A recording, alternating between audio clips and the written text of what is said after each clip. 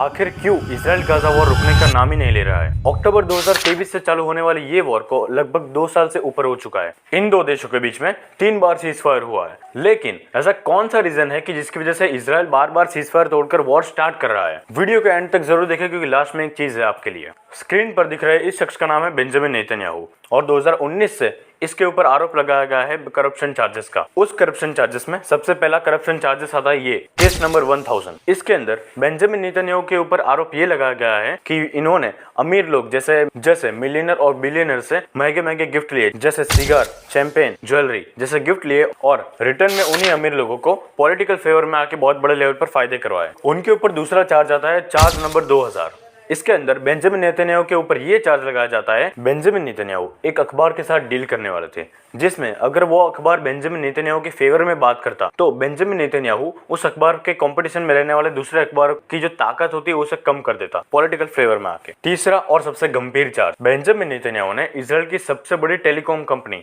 बेज़ेक को thousands of dollars का फायदा करवाया रेगुलरली, और उसके बदले कंपनी ने बेंजामिन नेतन्याहू के फेवर में बहुत सारी एड्स चलवाई।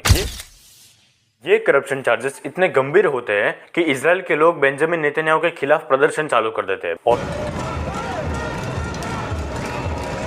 और जैसे ही ये वॉर स्टार्ट होती है, बेंजामिन नेतन्याहू को एक माध्यम मिल जाता है चार्जेस से बचने का। हाल के टाइम में इजराइल के पास इतनी ताकत है कि वो कुछ ही समय के अंदर गाजा को खत्म करके वहां पर कब्जा कर सकता है, लेकिन बेंजामिन नेतन्याहू जानबूझकर ये वॉर डिले करना चाहता है कि जिससे Israeli prime minister Benjamin Netanyahu Israel की कोर्ट को बोल सके कि अभी तो वॉर चल रही है, तो इसके लिए एक चार्जेस के बाद अभी नहीं कर सकते हैं। जैसे दो देशों के बीच में 3 बार सीज फायर होता है, तो तीनों के तीनों बार इजराइल के लोग ही बेंजामिन नेतन्याहू के खिलाफ बहुत जोरों शोरों से प्रदर्शन चालू कर देते हैं, और ये बात नेतन्याहू को बहुत अच्छी तरीके से पता है।